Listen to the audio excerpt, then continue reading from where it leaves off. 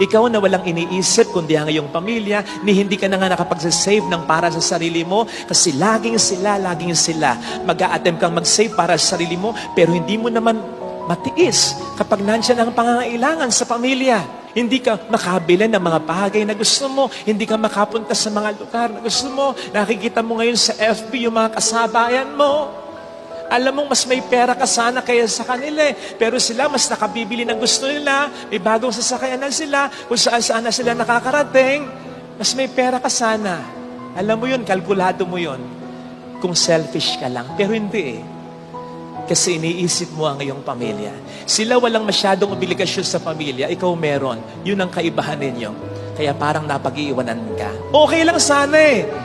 Ang hirap, wala ka man lang maramdamang konsolasyon kahit paminsan-minsan lang. Hindi ka man lang pasalamatan.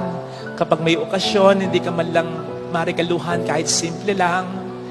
Hindi ka man lang makamusta. Hindi ka man lang matanong kahit pabalat bunga. Kuya, okay ka ba? Anak, baka wala ka ng pera. Tol, baka masyado na ako nakakabigat sa iyo, ha? Pa, kamusta ka dyan? Huwag mong pabayaan ng... Kaya mo pa ba? Okay pa ba?